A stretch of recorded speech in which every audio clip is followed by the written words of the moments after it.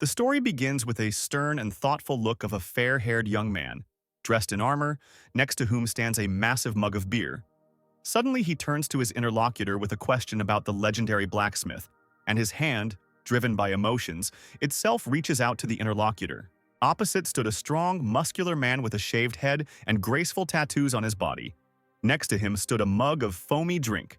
His eyebrows rose in surprise when he heard the question. He folded his arms on his chest, turning to the young man with a repeated question about who this legendary blacksmith was. Further, the blonde youth, maintaining a serious and convincing expression on his face, tells about a blacksmith who creates truly legendary and unique objects. In his imagination, images of unique swords, shields, and other weapons arise. And the greed of this master, according to him, has no limits. The interlocutor, with slight irony, asks the young man whether he has ever met at least one non-greedy blacksmith. In response, the young man, slightly irritated, taking his mug of beer, notes that without excellent materials it is impossible to create a good item. And without high-ranking comrades it is difficult to get these materials, however. As far as he knows, the blacksmith does not have such patrons. He continues to ponder the fact that despite its known location, the Eaters Guild was disbanded, while on the other side, surprise slips through, expressed in an unflattering form. What the hell?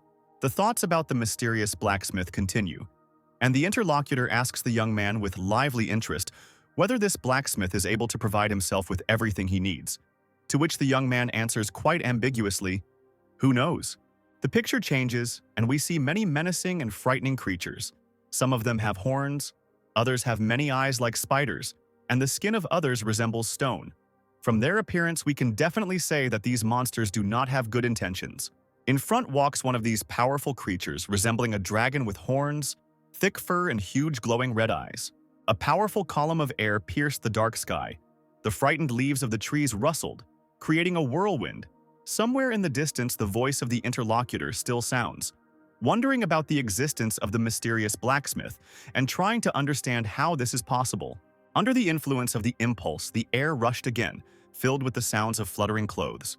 These are people.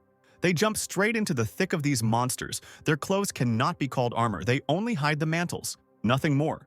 The monsters bare their sharp teeth, preparing to tear apart the approaching threat and anticipating the taste of their small bodies. A group of warriors, hanging in the air right in front of the evil jaws of the monsters, were in light clothes and with the most ordinary at first glance weapons.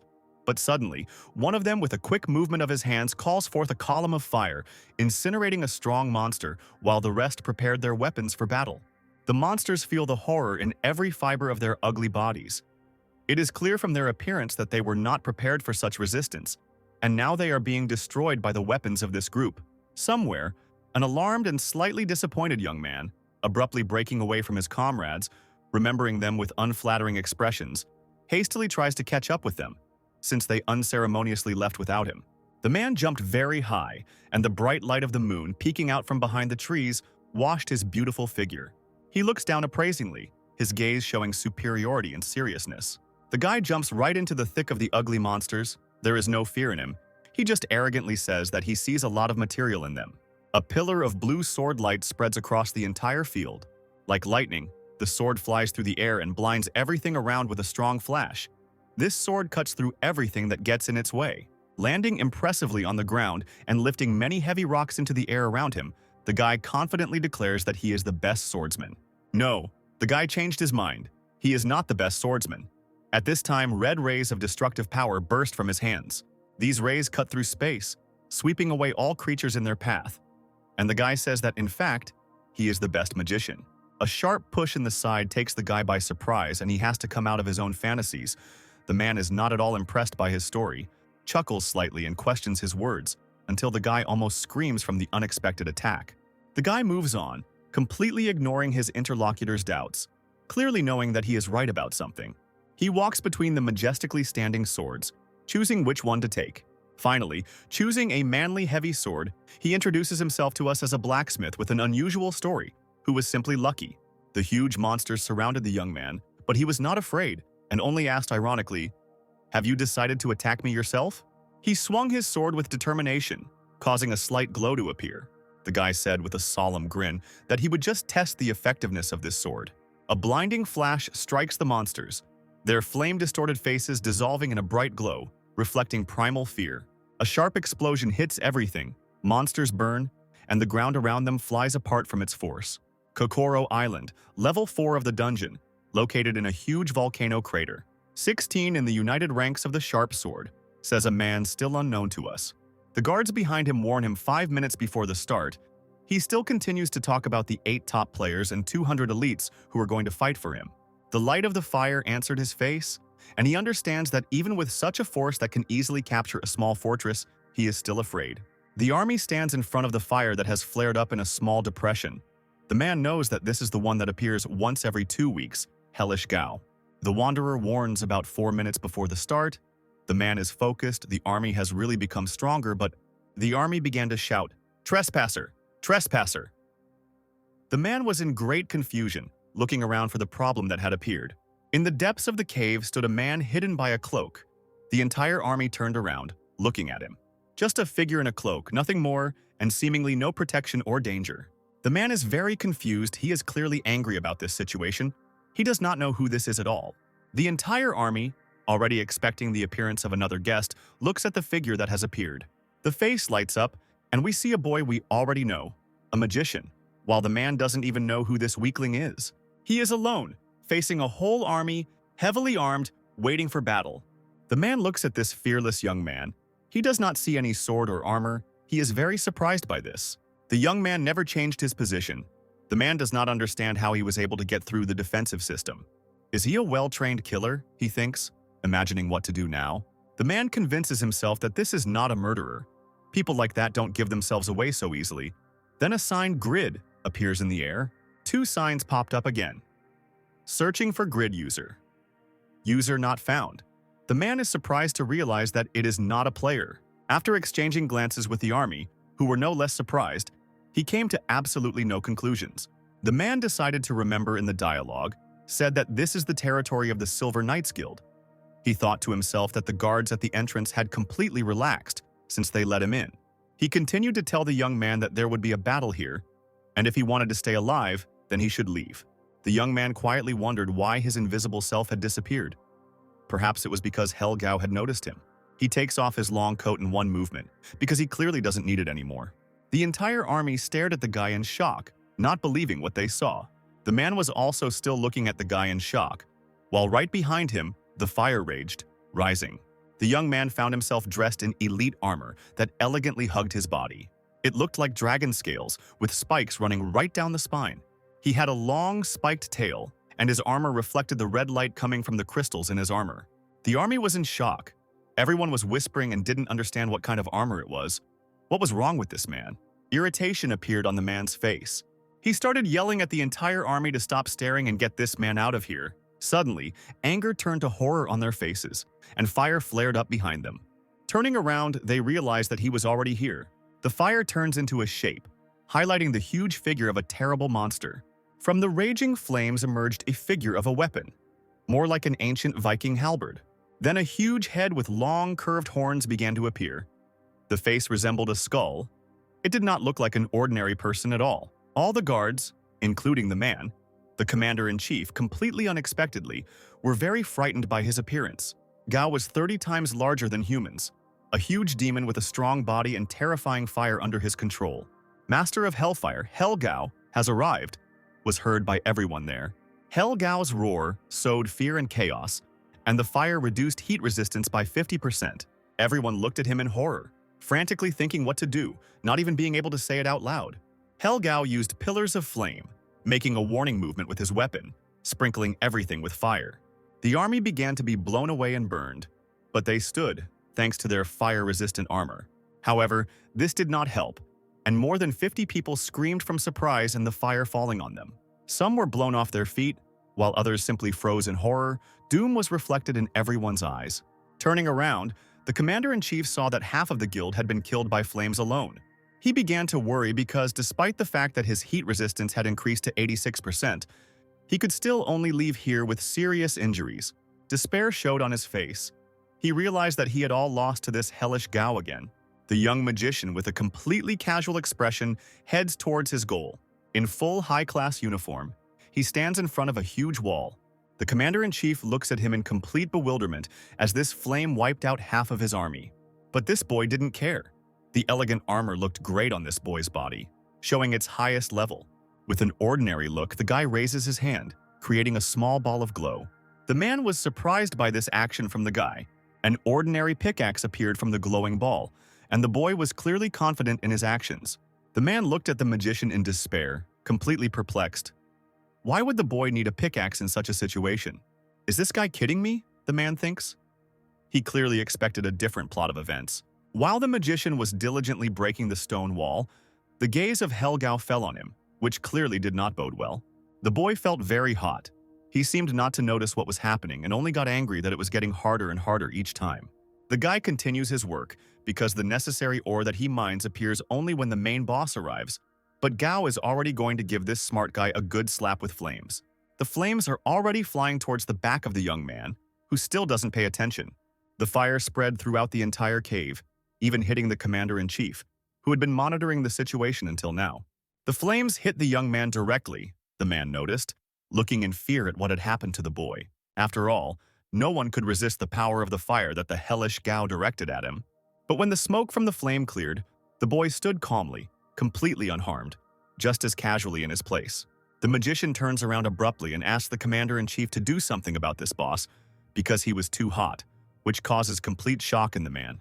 The man realizes that the problem is clearly not Gao, so he asks the boy how he even survived, to which he turns around in bewilderment, clearly not understanding why he had to suddenly die.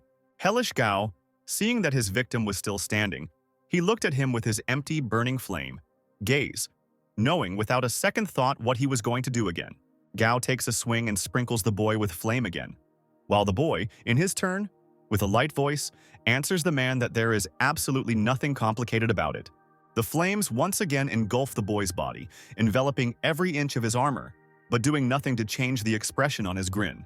Gao peers into the flames, hoping that the boy has already burned, because no one has ever fought him off so steadfastly. The commander-in-chief, peering through the fire and ashes, sees an untouched figure which leaves him in complete shock. The boy, having withstood such a blow from the hellish Gao, smiles calmly. As if he expected such a blow, he was sure that he would easily cope with it. The flame was still burning next to him. He was in perfect condition. Turning with a grin towards the commander-in-chief, he says that, simply put, this is the effect of the item. Loud running footsteps echo dully and bounce off the stone walls. The sounds of pursuit grow louder and louder. A stream of blue light hits his face. The boy turns around and sees two well-armed swordsmen flying after him. Bitter thoughts overwhelmed him. He devoted several months to this. He indulged them as best he could. He continues to run, trying to avoid pursuit. He's angry. He doesn't understand what this is. What the hell, they're following him at all. One of the swordsmen swung his sword with a loud whistle and wounded the boy in the back. He screamed from the sharp and unexpected pain. The scream was very loud. Doomed thoughts began to roll in more and more. He will die here. He turns around to see the whole situation. A tall, long-haired old man appeared out of nowhere and said that the guy was a fool. He had abused their trust. He had not been able to control his greed and desire for profit. The guy recognized the old man. He called him Asher. He was a tall, middle-aged man. He was dressed in beautiful clothes, and the old man looked at the guy. Asura's expression was filled with great disappointment. His voice was rough. Looking at the boy with his cold gaze, he said that he did not have much hope that Grid, as he called him, would cope with the mission. Grid bit his lip. He was no less disappointed with the situation. He was in despair and hatred of what was happening. He replied that he had fought for months in vain. He deserved a reward. The boy sat on his knees, holding his sword tightly in his hand, clearly making it clear that he would not give up without a fight.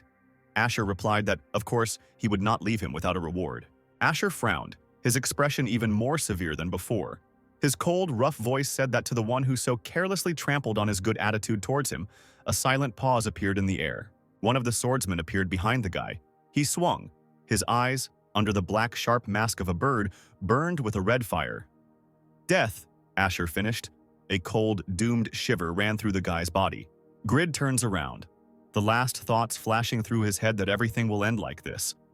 He risked his life for several months for nothing for this. Horror is reflected on his face. His eyes are wide open and his teeth are clenched. Cold sweat breaks out on his forehead. He can't die like this. The last thought flashed through his head. Damn it. Best VR game worldwide, Satisfy. over 2 billion unique players worldwide. When playing it, people sit in chairs with huge helmets built right into the chairs, allowing them to fully immerse their creation in the game. This is an entire gaming universe, filled with satellites, planets, and everything that an ordinary person could wish for. This fantasy world is so wide in its diverse content that it is even called another world. In this world, the number of unexplored lands exceeds the number of explored ones, deserts, seas, other universes. Everything was in this game. The northern cave of the end was one of these unexplored places, the deepest place in the entire cave. A location full of all kinds of equipment and items, located in complete peace. An hour before this, the already familiar to us Grid, a level 73 warrior, was incredibly happy and, like a small child, cried out, "I found her! An S-rank quest item of Count Asher." It was a strange book. On its cover was a picture of a cup with flames and lightning around it, a book of a legendary blacksmith. The boy immediately grabbed the find, complaining along the way that the search for it took too much time. Anyone else would have given up by now. Grid continued his angry monologue, worried about the money he spent on elixirs and equipment alone, because he couldn't stop even halfway through this quest. The image of Asher, whom we knew, popped into the boy's head. He thought that if he didn't receive a worthy reward, he would definitely never get involved with him again. The guy holds out the book and a sign appears in space, with the inscription that the object is unknown. And for identification, the Eye of Palladian is required. The guy is clearly stunned by this plot. He remembers what the Eye of Palladian is, and his memories clearly bring him into a certain horror. It was a very expensive item, 500,000 won. It looked like a ball, with handles like a scroll. And in the ball there was a red eye, the icon was narrow, and the eye looked straight into the soul. The guy sat down in despair, covering his head with his hands. He was worried that the item had become so expensive. How much more money should he spend? He had already taken several credits for this game. His face suddenly takes on the look of someone who has just had the most brilliant idea of his life, and he literally screams that he can always get more. Next month, of course. The glow from the book illuminated his face. A sign appeared on top saying, "Indicator in use," and a wind appeared out of nowhere. The guy was surprised. The book began to heat up with electric discharges. Grid's hair began to rise from the tension. The dust around him began to fly away, and lightning began to strike from the book. The tablet flashed again with the inscription, "Book of Pagma." Tablets appeared one after another. In the book are the secrets of Pagma, the great blacksmith, surpassing human boundaries. When used, you become Pagma's receiver. Grid began to be completely enveloped in lightning. His rating became legendary, and his continental reputation increased by 500. He stared blankly at the book, realizing what had just happened. A sudden flash of insight, and the guy is already screaming with delight, trying to close his mouth. "A legendary item," he shouted. Who would have thought that he would get a legendary and natural item to use? With it, he can get one of the strongest classes available. Well, no, he's here to get an S rank, and it would be very unwise to abandon the quest. Grid sighs in disappointment. But he gets excited again because it's a legendary item. It can be sold, and he can easily get hundreds of millions of won. With student debt and gaming fees, he was forced to do hard labor, his mind conjuring up images of the construction site he worked on, gaming being the only thing he was good at. But since he had dedicated himself to the game, even his friends had turned away from him, and he would immediately remember all their angry and disappointed faces, and his family began to treat him like a void. He remembered the face of his mother, father, and they were all unhappy. But now, having this object, he can finally pay off all his debts. He turns to his homeland, as if they hear him, that now he has finally struck gold. He hugs the book tightly. He raises the book up and shouts, "Sell it quickly! Exit!" But suddenly a sign pops up for him. "You cannot leave the game at the moment." Grid was shocked. The sign again informs that the quest, Count Asher's Secret Request, has been changed to Count Asher's Wrath. 100-strong army led by Asher immediately appeared, engulfed in a purple glow. Asher loudly reproaches the guy that he, a lousy bastard, came here blinded by greed. The sign appears and says that now Count Asher will try to kill the guy. Having learned his selfish intentions, the guy was very surprised. Asher screams again, his voice like loud thunderclaps. He knows that the boy has decided to betray them despite the agreement. Grid yells back, pretending to be innocent, that this is nonsense. Asher, in his opinion, doesn't even know how difficult it was to get into the cave while saving face. Asher clearly didn't do it. Asher frowned, fixing his blue gaze on the guy, ordering him to take him. and continued the dialogue with him, saying that he could come up with as many excuses as he wanted. We return to what we've already seen, the swordsman behind him. Horror on his face and thoughts about how many months he suffered for this. Teeth are clenched. The brain is frantically coming up with an escape plan, and thoughts are filled with one thing. I can't just die like that. The swordsman lowers his sword with a sweeping motion, but it only hits the ground. The guy dodges. His gaze shows anger and determination. He promises himself that no matter what, he will replay this quest. He is a level 73 player. After all, he definitely has skills. The swordsman flies at the guy again, but he calmly reflects it with a shield of blue energy that appeared out of nowhere. The guy was surprised that he had a guardian shield. But this did not stop the swordsman. He reflected the shield with energy and went to finish his job. Grid was clearly shocked that the shield had no effect. He had clearly expected a different outcome. With one blow, the swordsman sends the boy flying a few meters away from him. Even though the boy tried to block the blow, he still lost half his HP. Grid, aware of Asher's level 300, but unaware of his retinue's equally high level, realized that he had started the battle in vain at this quest, feeling hundreds of blades aimed at him. The guy realized that he was doomed. He knew that this would happen, and he understood that his luck was definitely not enough. He noticed a book in his bag. He started to worry. What if he died now? What would happen to the book? Would it just disappear? He can't replay this quest. And he can't win. He won't even get gold for this item if it just disappears from the inventory. There's only one thing left he can do. He drops his weapon and reaches straight for the book. Just one thing. Asher perked up, having shrewdly grasped the young man's intention. He shouts to his guards to stop the guy because he is trying to open the book. Grid resolutely does what he started. Again, feeling the shock from the book, he screams that it is too late. Asher clearly should have been more attentive. A flash of light struck the boy's body, and the sign with the inscription, "The change is about to begin," appeared again. The young man's naked body rose slightly upwards. All skills and stats were reset. Let's see, maybe I'll be able to replay this quest after receiving the legendary class, he thought. Many skills and characteristics began to open up one after another. Now the guy is not just a warrior, he has become the successor of Pagma. The young man wondered if he was part of the working class now, even here.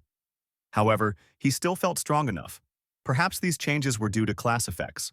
Asher was overcome with despair as he watched the boy gain strength while Grid enjoyed his suffering.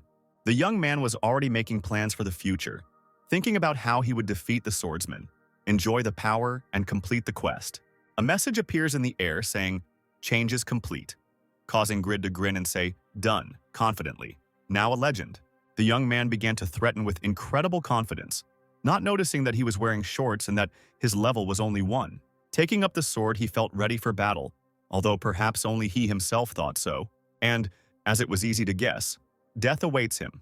The sophisticated country house is located on a separate plot, surrounded by neatly planted fir trees. The windows glow with bright light. A beautiful female voice on the other end of the line dictates that according to the task force's report, the class change occurred 5 minutes ago. A mature man announces his imminent arrival, and a telephone voice replies that he will begin preparing a briefing immediately. The man looks like a typical office worker, mentally thinking about the words that the woman just said. The man grins, interested in the words and realizing that this is going to be a lot of fun. Grid lies there, drained of strength, hoarse from exhaustion, his voice asking Asher if he would really kill for researching the subject. Why the hell did he even chase after him? The guy lies surrounded by a blue glow. His level has dropped to -1. Asher watches what is happening, and the guy continues to mutter that the item is rightfully his. His body blurs into space, the blue light absorbs him. Grid gives his final instructions for everyone to eat well and live in peace. So, we see a typical multi-story city building, in which, apparently, our main character lives. In a small, cluttered room, there is that same gaming chair, its roof rises, and the boy who was dying earlier was sitting right there. He looked exhausted, sighing as he went along. The dark circles under his eyes indicated that this was clearly not his first day playing like this, and he said sarcastically in short words that it was undoubtedly very exciting. He was again immersed in thoughts about the money he could earn, completely oblivious to the heavy figure of his mother, looking at him as if he were prey. In a hissing voice, she asked if he had seen what time it was, adding through her teeth, "Son." An office building with 1,000 windows resembling a skyscraper stands in the middle of the town. This is the operational headquarters of Satisfy SA Group. An expensive car pulls up to the headquarters and is met by a petite, cute girl. She greets her boss. This girl is the head of the Satisfy Task Force, Choi Nahi. When the car door opened, the same man came out. He asked Choi Nahi about what he had heard from her on the phone earlier. He could not even imagine that something like this could happen, and he was overcome with curiosity. This man is the lead developer of the Satisfy group, Im Cholho. He, immediately getting down to business, decided to clarify whether they had prepared a field report. The girl started to tell us about an ordinary unemployed guy we knew, his ID, grid, and he was level 73, now -1. His real name is Shin Yeonwoo. With the help of Asura's secret request, he received the Book of Pagma. Im Cholho sat at the table. In front of him was a holographic screen.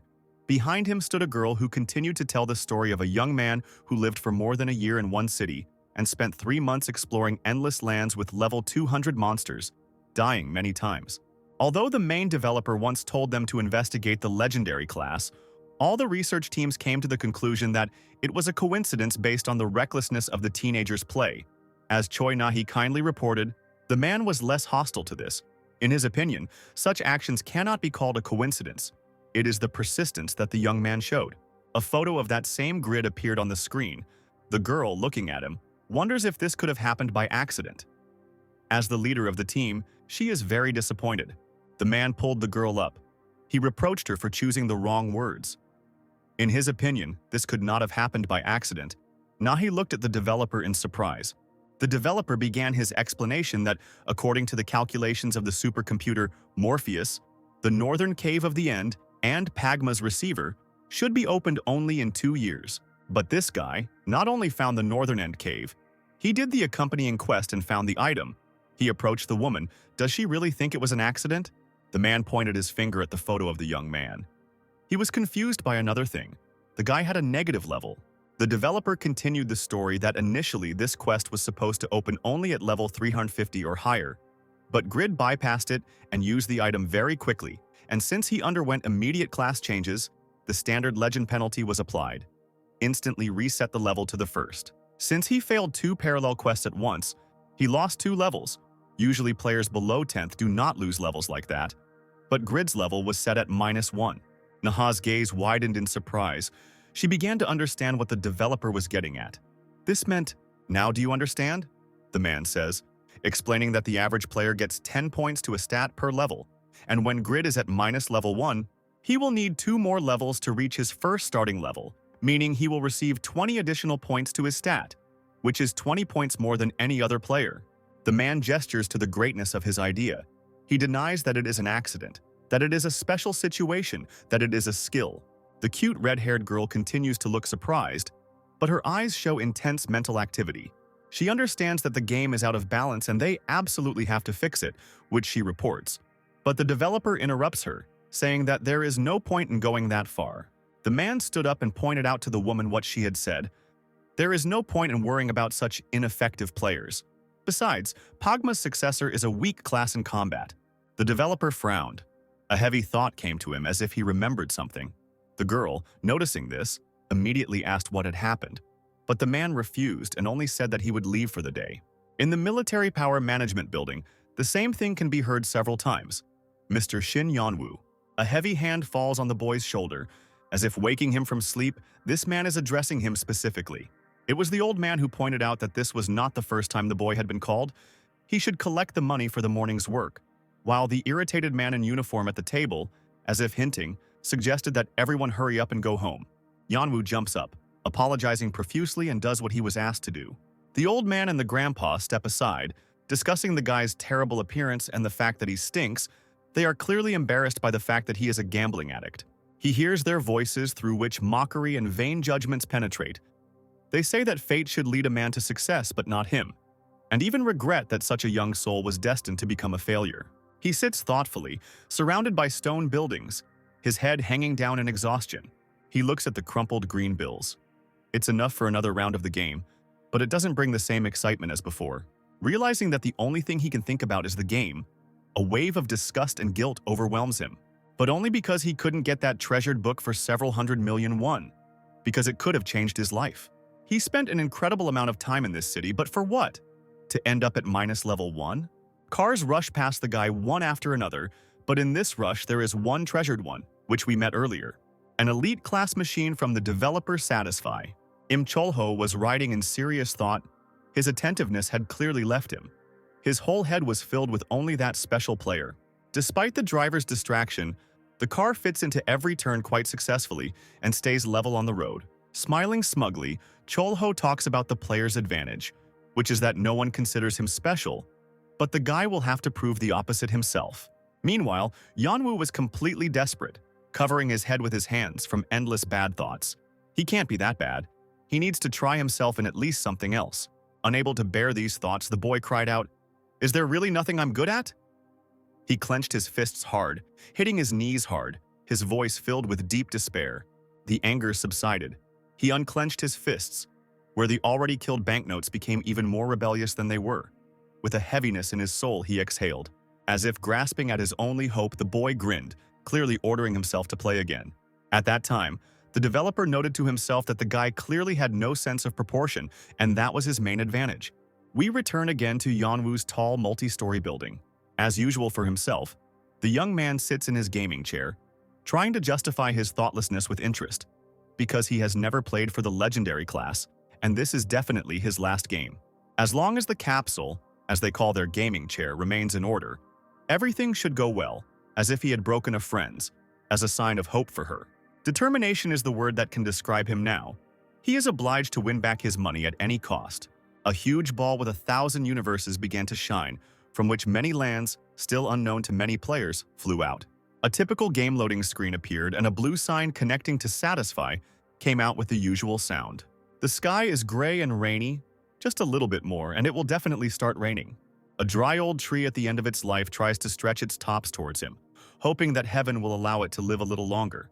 A blue glow engulfed the gap in space. The portal began to increase in size, right in the circle of those very trees. The glow began to round out and take on shapes, and after a few moments the young man was standing on dry ground. Judging by the way the young man was turning his head from side to side, this place was completely unfamiliar to him. He thought that he had been driven out of the city. It's still Patreon, but the guy has never been here before. He just doesn't understand why they can't give him a break, why they banish him for a minor betrayal. With only a pair of shorts on him, the boy looked around and searched for anything he might need, especially a sign to at least know where he was. But then his gaze caught something that surprised the guy. Notes of hope crept into his mind. Something more like a termite mound stood in front of him. Among the monotonous desert and dry trees, it stood out the most. A brutal man, with his palms outstretched, surrounded by purple light, spoke roughly and in some unknown language. The radiance was pouring straight into the girl's young body. A crucifix on a stone cross, around which stood 4 men in long robes. She looked so doomed and exhausted. The stone statue behind burst into flames, the flames spreading right along with the rhythm of the spell. The statue resembled an animal, perhaps a dog, or maybe a dragon. Words of surprise spread across the clay walls. Our curious hero, of course, came in here, and what he saw clearly did not fit into his usual picture of this world. Another achievement that appeared above the player informed that in these parts this place is usually called Yatana Temple. Temples are only for players above level 150. It was clearly very dangerous for our hero with -1 level to be there. He understood this, so fear did not take long to appear.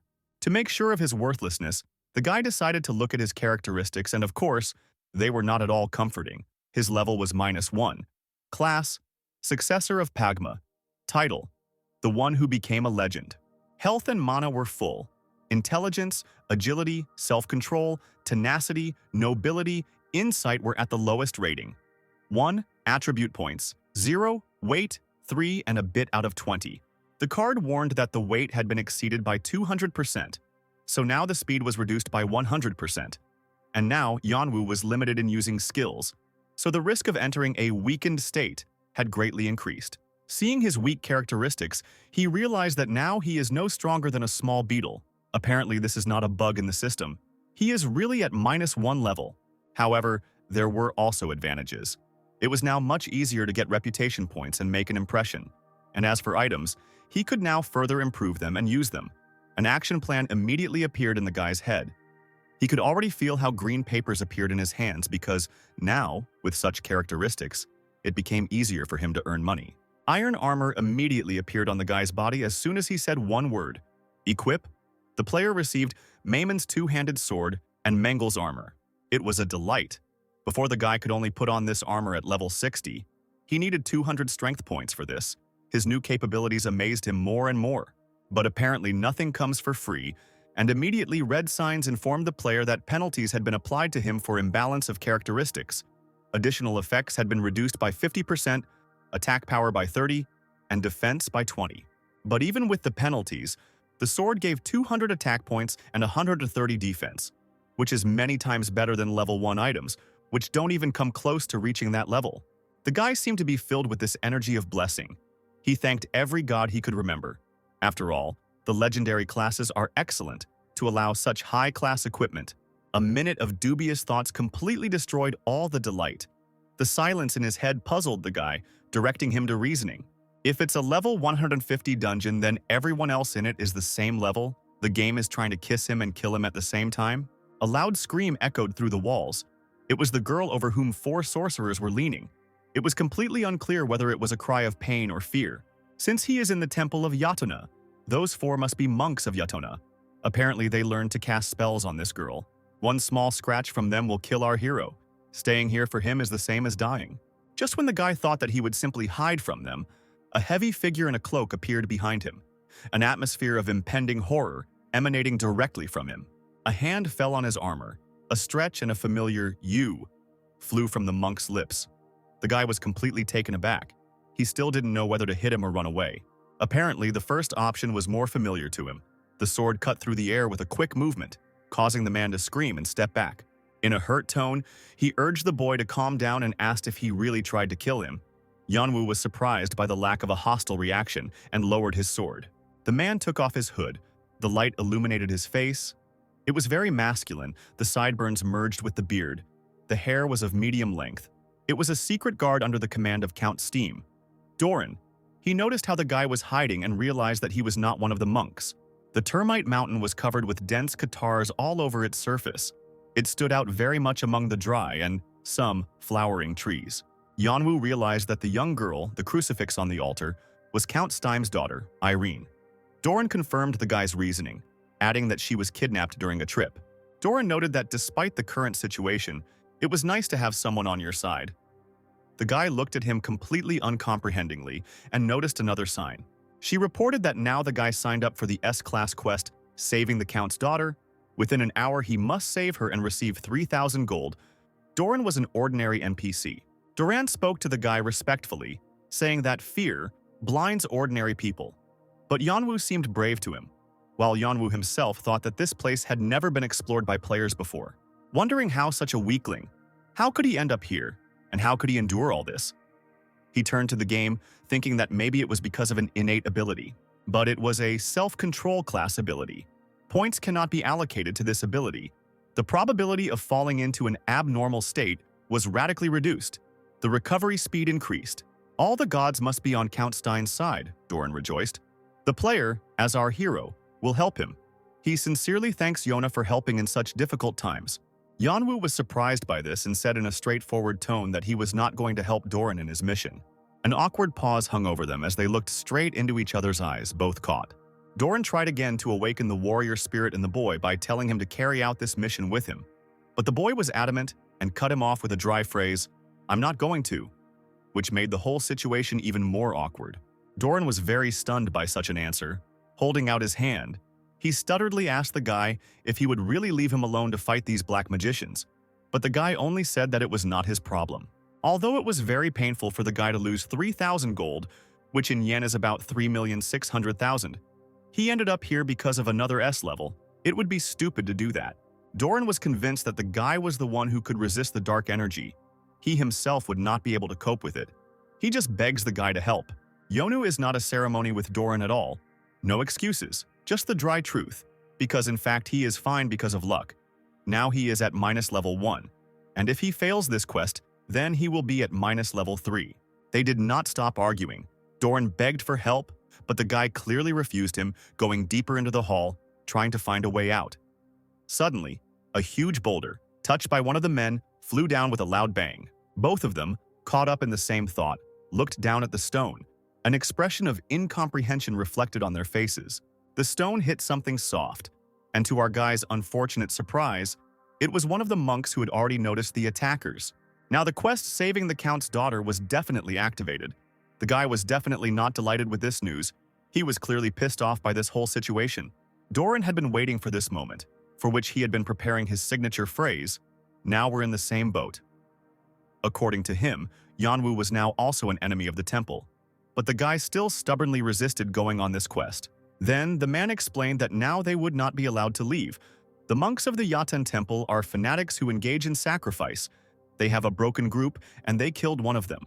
Taking out his knives, he gives his heroic speech, that this is fate and there is no point in complaining, so this fact should be accepted with dignity. He will dissolve the path for Grid and leave him, to save the girl. One of the monks shouted that these two men were blasphemers. They were harming the children of Yatan. At that very moment, a whole crowd of monks, armed from top to bottom, headed towards them. While Doran was taking the hero's position, the guy's head was filled with thoughts like, "Run, run, run!" There were too many of them. Yan simply couldn't stand up to such an army. At least that's what he thought. The monks shouted loudly, baring their teeth. Their eyes were hidden by red glasses, but if they weren't there, hatred would have been visible in them. What can I say? The guy was just scared. He clearly didn't feel anything else at the moment, but, as they say, the brain thinks better in stressful situations.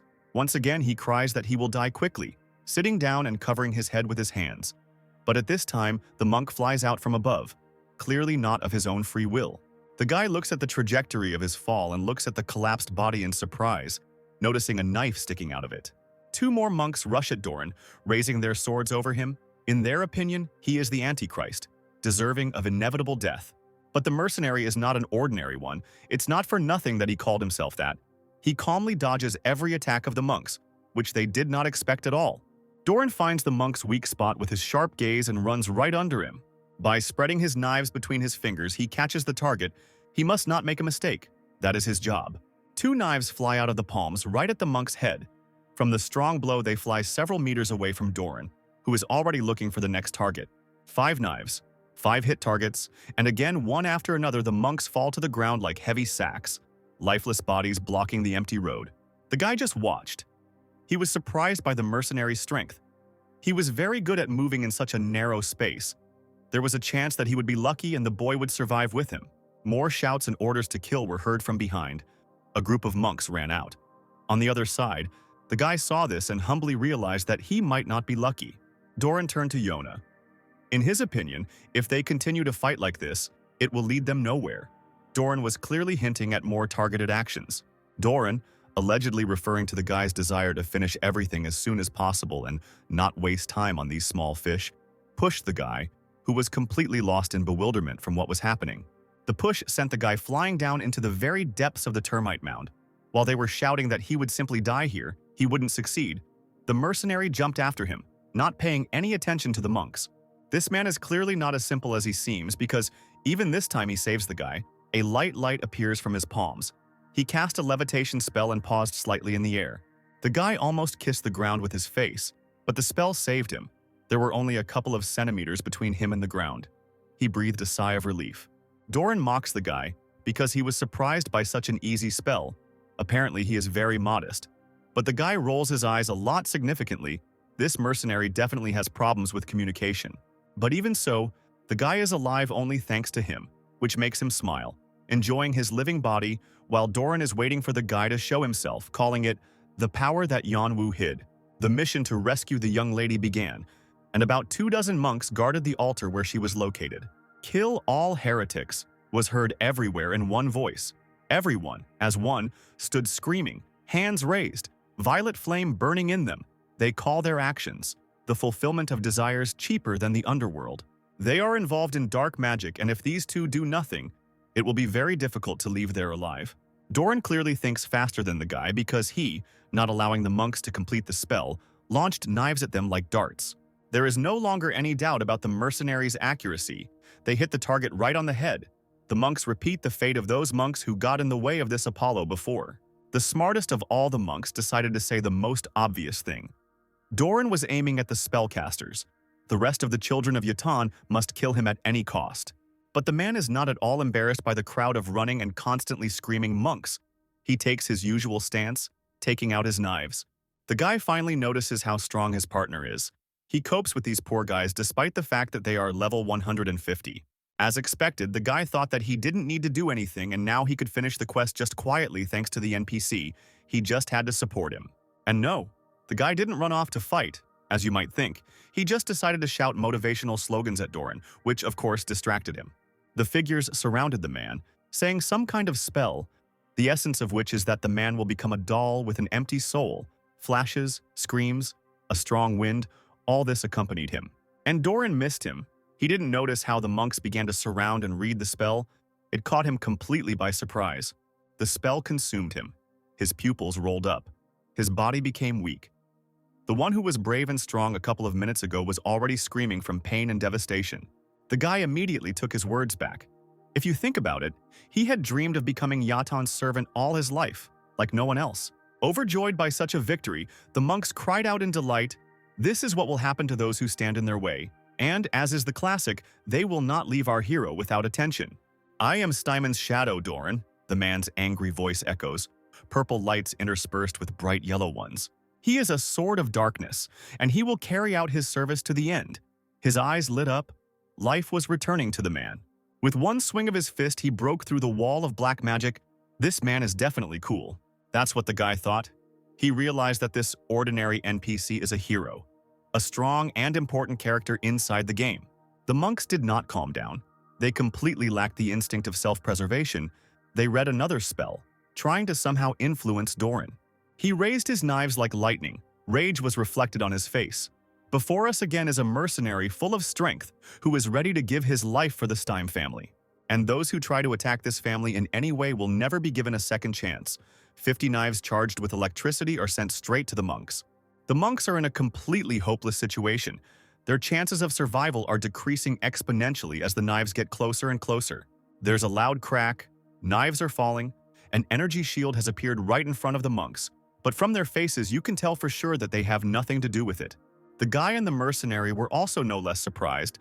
How did these small monks, who were not even able to defend themselves, manage to make a shield of such power? They are just lucky. Having solved one problem, another one immediately falls on them. Silence hangs over them, and their eyes try to find the approaching threat. The bold sound of heels bounced off the walls. A confident female voice was heard. They couldn't go any further. Her S-level quest was to protect this ritual. She was beautiful, a wonderful figure. A purple tight dress emphasized her wonderfully. Her long hair fell on her shoulders. Seeing Doran, she was amazed. She definitely liked that he was her opponent. The blue gaze was directed straight at the mercenary. The girl gently asked if he would allow her to fight him. Smiling softly, he introduced himself. Her name was Yura. This girl looked very strong, which cannot be said about our hero. Just a pathetic player with -1 level. Jan should definitely do this quest to become someone in this game. It will simply save his situation, adding a monthly living wage, the title of Viscount, cleanup, the circle of aristocracy. He will get a high status in a shortcut. This girl is simply a worldwide sensation. She appears very often on TV screens, and it is justified. Yura is a bloody witch, first place in the rating of black magic, and 5th place in the global one. Her bright blue gaze turned into the red rays of her weapon. She is very interested in fighting Doran himself, not killing Steinman's servant. But it is completely unclear what she is doing here, because being the master among all black magicians, Yura has single-handedly surpassed the standard characteristics of her class, thanks to her unrivaled ability to control magic. This girl is very strong. From her blow, both Doran and Yahello flew to the side. The girl noticed the boy too. She turned to the boy to find out if he was the one who took this quest. This place became the perfect place for her to test her new skill in secret from everyone else, and all thanks to our hero. The guy's outfit left much to be desired, and the girl couldn't help but latch onto it so as not to humiliate the guy. This made the guy go into his thoughts. The level is really wrong and the leaders of the rating are on another level, but they are still here. Smiling self-confidently, the guy, as if seizing the last opportunity, pointed out to the girl that, in fact, he had a hero with him. It would not be easy to get around him. Waving her elegant staff and surrounding herself with red lights, the girl said softly that she was going to ask for a favor. It seemed that there was nothing in her voice except interest and stupid naivety. She needed an opponent to celebrate reaching level 230. Delight was what was added to her light head after these words. Doran lunged forward, pushing the boy aside and drawing his knives.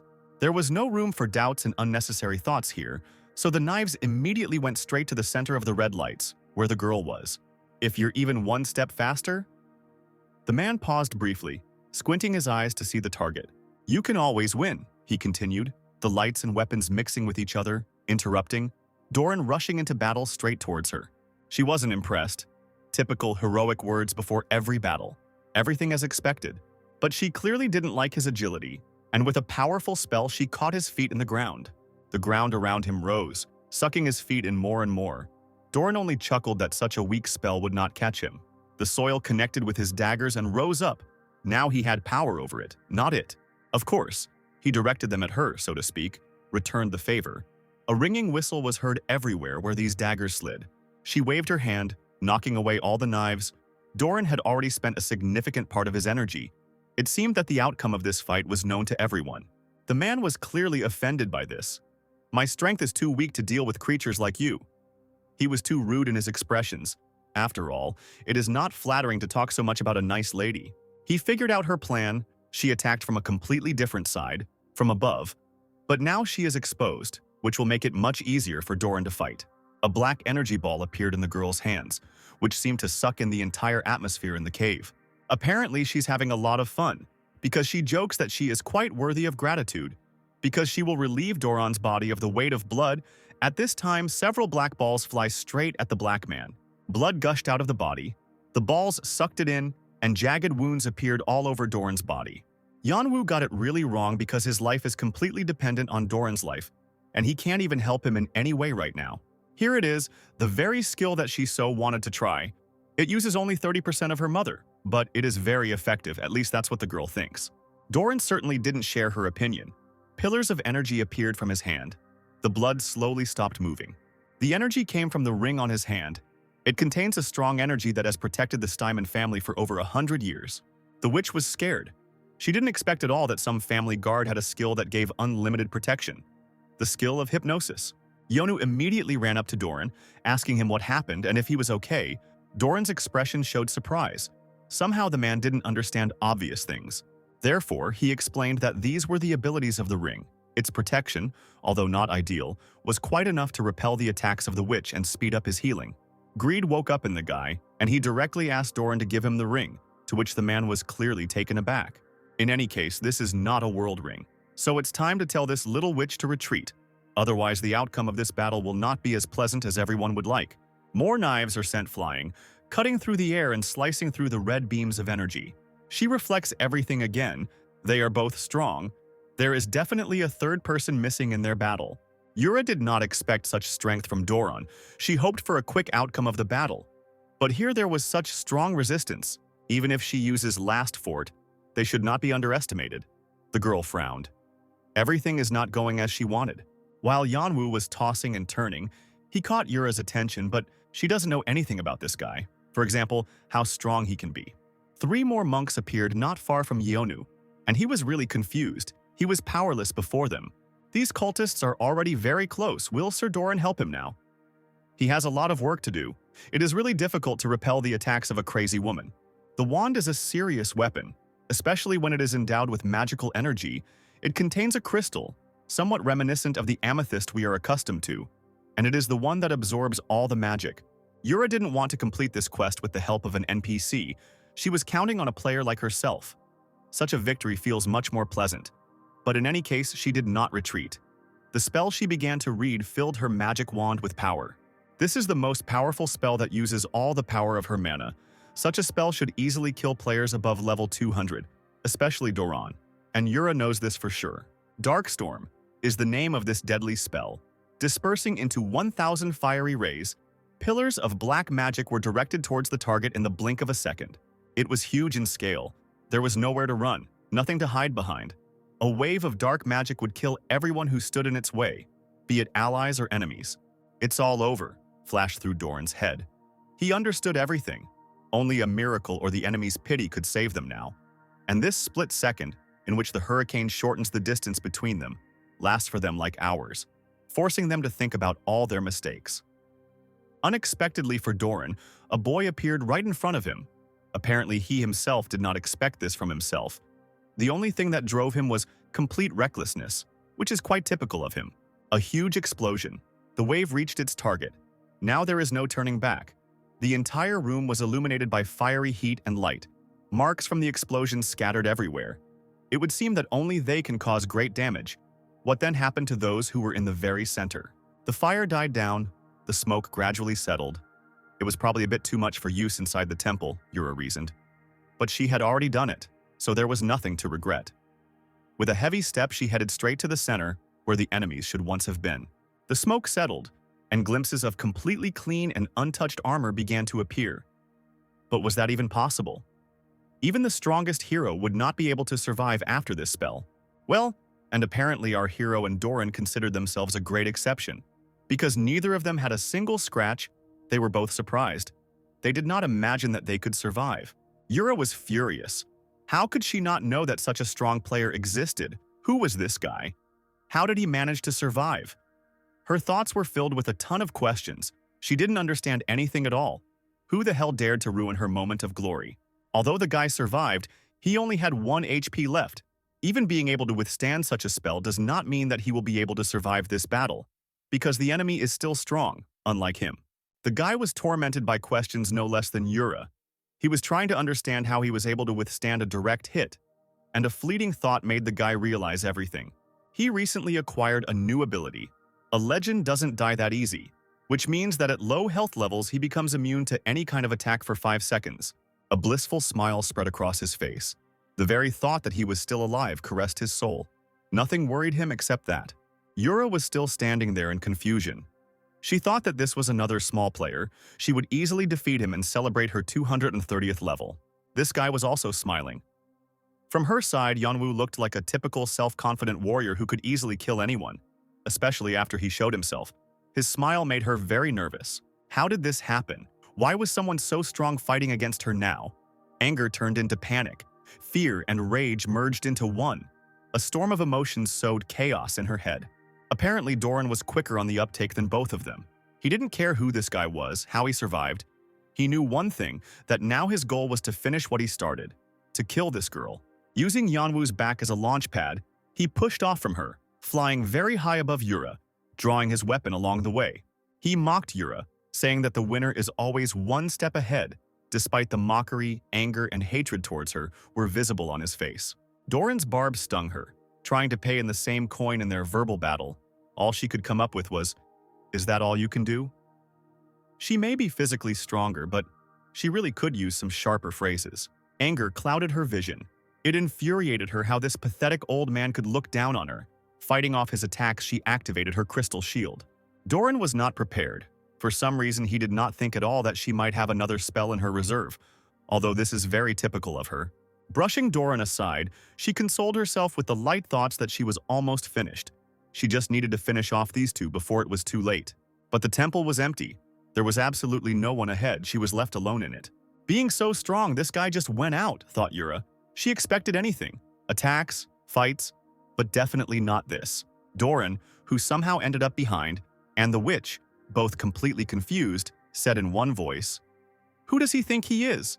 Yanwu sat in the game capsule with a completely dead visible, his face conveying all the pain and disappointment of this mortal world. In fact, this strongest hero died. He lost 2 levels. Now he is at -3. The blue signs irritatingly reported this. But worse was the last sign, which said that he had already died twice in 24 hours. So now he was completely blocked from entering the system for the next 12 hours. Doran's audacity to use the guy's back as a pushing surface dealt him 1 point of damage. His last, insanely valuable 1 HP. The guy's life force became 0, which is imminent death. His expression at that moment simply cannot be described in words. No person in this world has ever endured so much moral pain. Yanwu had just been killed by an ally. If Doran had known how this guy was talking about him at that moment, he would never have wanted to even stand next to him. Yanwu was so angry at him. Yura remained standing stupidly in place. She did not understand what to do now. She was worried that in this game there was such a strong opponent, and he just came out without even hitting her. She was sure that this guy had given in to her. He had humiliated her, laughed at her strength. She would definitely find him and show him how strong a woman's anger could be. The next day, an unknown user amazed the entire Satisfy community. Yura from the Temple of Yaton. The guy continued to defame Doran's name because he himself had forced the quest on him, and then killed him himself. The poor NPC fool who was not able to help the user. It's all Yura's fault. If it weren't for her, everything would have ended well. Images of a furious Yura with eyes burning like lasers appear in the guy's head. But it might not have ended well. Be that as it may, it is hard for the hero to admit. In this game, the strong destroy the weak. So a calm look at this situation should definitely judge everything. But this is absolutely not to be expected from our hero. He immediately began to write angry comments about Yura. He mentioned everything. He was merciless in his frankness, starting from the fact that she shamelessly interfered with his quest, ending with her character and the dirt on her nose. Yanwu is the biggest loser in the world. He himself admitted it, understanding everything perfectly, but even if so, Yura will not run away from his hatred for her. While the guy was busy inciting hatred towards Yura, another girl appeared in his room, who heard every curse word the guy addressed to Yura. It was a cute girl with a charming bob haircut, and as she approached Yan, she said, "Appa, have you finally gone crazy?" He certainly didn't expect such an unexpected appearance, and squeals of fear immediately spread throughout the room. This cute girl is Shin Sai-hei. She is only 17 years old, she's a 9th grader, and is Yanwu's younger sister. Looking at the garbage dump in his room, she reproaches him, because his whole room smelled terrible. Shin immediately began to clean all this up, but the guy actively forbade her to do this. She got up very early and was already picking on him. Having looked into the capsule and examined everything, she asked if it was really possible to make money in this game, to which the guy with a smug look began to dedicate her to the history of the game, told her that more than 2 billion players play here, and if you play seriously, for example, like him, then you can become successful. Yura, scum, interfered with a low-level player's quest. The girl began to read the guy's angry comments about the witch. He immediately began to justify himself in a completely lifeless voice. Realizing how stupid he looked now, he blamed only Yura for everything. He definitely had nothing to do with it. But the sister didn't even listen. She specifically told Yeon that she couldn't believe that her brother was doing such things. She was very disappointed in him, while he shouted excuses at her. This Yura even interfered in his life here, of course. She is the only one to blame for all the failures. The day came, the sun illuminated the whole city. The houses were empty, all the people were most likely already at work, in schools. Like Yanwu's family, his parents were working, his sister was at school, and he was sitting alone in front of the TV eating some ramen. The world news, Satisfy, was shown on TV. The presenter was an elderly grandfather. Kong Ming, he was at the scene of an emergency. Around him were the ruins of a temple. Every channel was talking about going around the game. It really became popular. If a guy can become famous in it, then he can literally sit on bags of gold, although now he can only dream about it. The news continued. The man was broadcasting directly from the northern part of the Eternal Kingdom. He was in front of the Yaten Temple. Last night, the temple was reportedly allowed. The reporter wondered what could have happened, but the guy already knew the answer. He recognized this temple. What he saw made him turn his food around. Our investigation helped us find out the name of one person, the grandfather continued. The boy listened. It was important for him to know who he would name now. Of course, the person the authors were responsible for this incident was Yura, a black witch ranked 5th overall. Judging by what was left of the temple, they assumed that a fierce battle had taken place there. The correspondent gave the floor to an eyewitness. It was a short guy with long bangs and weak armor. The eyewitness began to tell that after some small events, he was forced to run towards the temple from the monster, where he saw Yura using a strong spell against some guy. This guy was clearly a fan of Yura. He immediately mentioned that Yura is incredibly beautiful in reality, but the host showed to return to the topic. The guy became serious again. He remembered how something amazing and shocking even Yura herself happened there. She resorted to her strongest spell, but that guy didn't get a single scratch, the kid finished, remembering how cool Yanwu looked after such a strong attack. The presenter was surprised because this domain must have been one of the top players. How could this boy not recognize his face? He said with a doomed look that a stone fell on him while he was looking at Yura, because she was really beautiful, and he died. The reporter asked the viewers who this mysterious user was, which attracted the attention of the whole world, until the guy on the other side of the screen began to realize that he was famous. He immediately remembers his statistics. They remained the same. Except for his level, it only became lower. Harm such a user can be called the strongest. Of course, there were a lot of nice bonuses from this. Chances to create additional items, the probability of successfully using an item, and much more like that. But there were also penalties, so the guy shouldn't relax. But his main bonus was the passive skill, A Legend Doesn't Die That Easy, because it would allow him to escape from such a powerful spell. After the guy realized that he was now famous, The only thought that came to his mind was that he had to get rich that very second.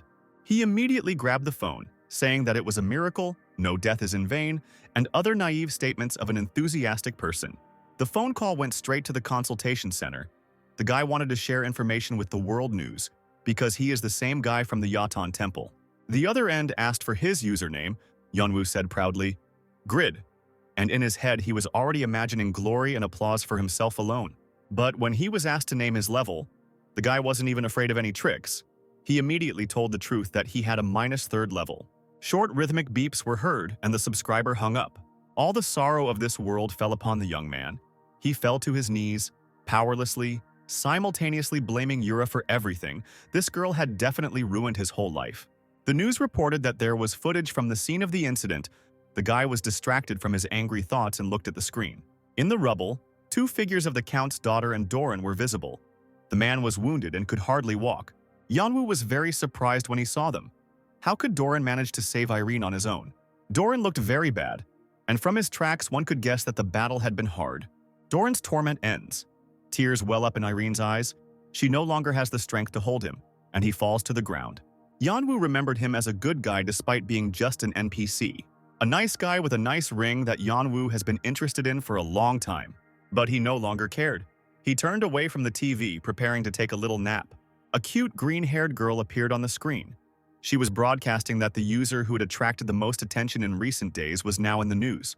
A strong man began to appear in the frame. The correspondent asked him to introduce himself. He walked in quite confidently. His name was Katz. He was a level 203 warrior player.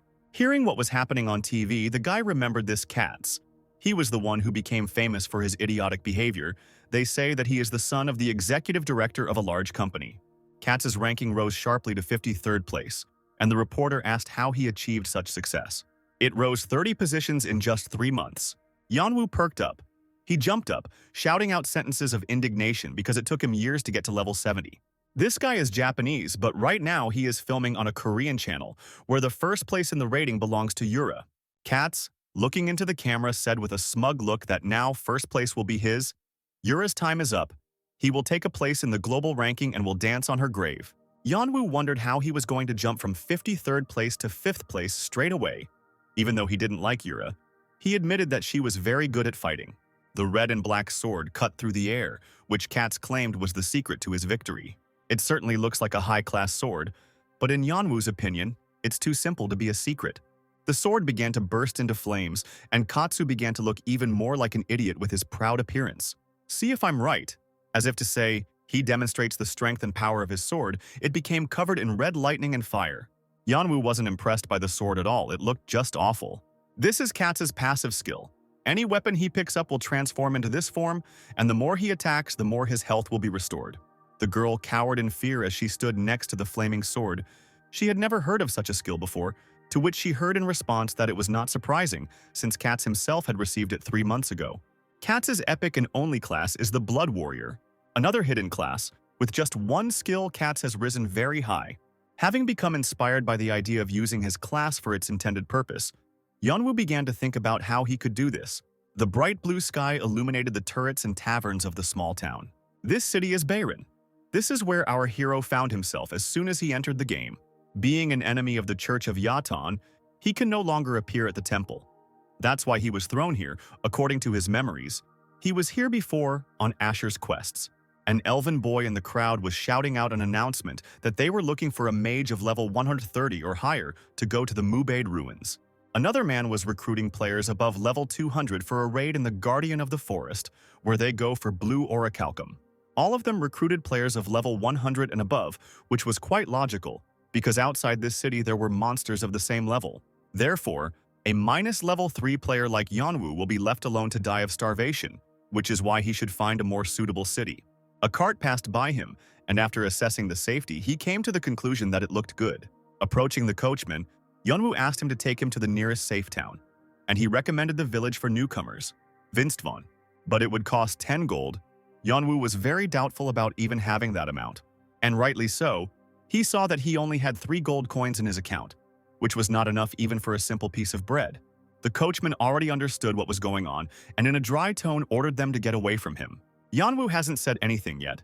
But the coachman already knows all the tricks and excuses. Yanwoo would like to say that he wants to lower the price because his mother is sick, but the coachman definitely doesn't believe this story anymore. He slides down the stone wall, accusing all people of being greedy for money, and that he is doomed to die alone.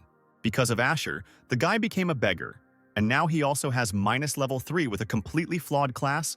He covers his head from the influx of these negative thoughts. But he stops at the class. He is Pagma's receiver. This means that he can create items. The expression of despair changed to a smile. If he creates them, he will be able to level up and get money at the same time. Finally, something good. He decided to refine his stats, hoping to find something interesting like Master of Blacksmithing, which increases all item stats by 10%. When he creates items, his attribute points and reputation also increase. He has already mastered the skill of Master and the first level of Legend. This is very good.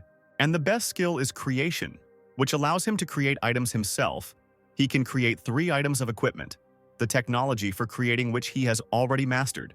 If the epic armor class is so great, then the legendary one must be even better. Good thing our hero knows about it. He activated the legendary skill Blacksmith's Creation, wanting to create a 2-handed sword that would make hunting faster and level up easily. He was presented with a choice of materials he wanted to use, but he didn't really know much, so he just wanted something sturdy. He had heard somewhere about blue orichalcum before, and these memories immediately popped into his head. He was required to independently enter a drawing of his 2-handed sword, which he wanted to create, and then describe its characteristics. A stream of fantasy immediately pours out onto the canvas. The guy was drawing a cool, big, strong, shark-like sword. Heavy but light, dark but shining. The attack power is more than 10 million. Meteorites will fall after each swing. There are no obstacles for him. He kills with one blow. The guy was directly immersed in his dreams, carried away by the work. So he drew his masterpiece of art, the curved lines emerging from the sword, which really did look like a shark. The guy stared at his drawing for a long time, and it was completely unclear from his face whether he was criticizing it or praising it. But in his case, obviously the second option, he really liked his masterpiece. The sword was like a shark and an anchovy at the same time. Automatic adjustments and corrections to the synthesis of characteristics, options, and materials began to be made. The game made automatic adjustments without the guy's consent, which is completely understandable, since he could make a completely absurd sword, but it was unclear where so many people and screens came from. The screens flew out of the limits. Blue light lit up everywhere. The guy carefully watched everything that was happening. Suddenly, the guy began to understand all the information. The automatic correction ended. He was completely confused. Even though it's a new model, is it such a cool effect? He wondered as the drawing appeared in reality. He felt like a real blacksmith. And now the sword finally appeared in his space. New, shiny, with a patterned design, vaguely reminiscent of a shark. The sword's durability was 1090, attack power 1820, defense 80, plus 50 to agility. All of this caused delight in the guy. The guy's said characteristics were taken into account, and there were also additional options. But the blocking of enemy attacks was still low, so the guy only had to find blue orichalcum from those guys who were heading to Forest Guardian. He immediately remembered them. They were completely different people, knights, warriors, archers, and they were all only level 200 and above, so the chance of getting into their group was incredibly small. Here the guy noticed the restrictions on his sword. The level had to be above 300, strength 5000, advanced sword skill level 8 or higher. All this was despite the fact that the highest ranked player was only level 250. Even if you put all the attribute points into strength, it was simply impossible to get 5000. And there is only one person alive today who has an advanced skill level, so reaching an advanced level, Yanwoo just made some trash with a single and rare skill. But it was in the form of a shark. Big, powerful, but unfortunately, trash. But these restrictions do not mean that Yanwoo cannot use the sword, because they do not apply to him. Everything should happen the same way as with his current equipment. Even if some further penalties are in effect, this sword will still be stronger than any others if the guy really succeeds. It's good that the guy doesn't give up, trying to see at least something good. Now all he needs is to get into the Forest Guardian group. The guy exhaled from these thoughts. These thoughts brought a confident smile to his face. Now it was time to leave. It was very difficult to survive on the front lines with a minus 3rd level. The guy approached the long-haired man who had previously announced recruitment for the group, but had received a curt refusal. He was dumbfounded. He didn't understand how to proceed further. The blockhead explained that they were only recruiting players of level 190 or higher. And judging by the guy's appearance, you couldn't tell that he was even level 60. Laughing coquettishly, the boy convinced the group that he was actually level 100, and that equipment wasn't as important as his weapon proficiency. An evil aura hung over the guy. The group was greatly offended by such words. Now they all think that he is looking down on them. Thousands of condemnations poured in towards the guy. This is clearly not at all what he expected. A voice from afar ordered to stop, and all the people turned in his direction. Someone from the crowd recognized him. It was a certain Mr. Regus. He was a guy with a very good physique. His clothes looked like they were equal since his torso was completely bare. He was telling the group that since they were only guarding the boss, all the other dirty work could be pushed off to Yona. People in the group began to whisper. Echoes of familiar words could be heard. They said that this was the Regus of the Sadaka Guild. Some did not even know him, and some were very delighted. Regus was at level 180. Although the restrictions on his items are very strict, he has the first place in the martial arts ranking. His name is Mr. Taekwondo.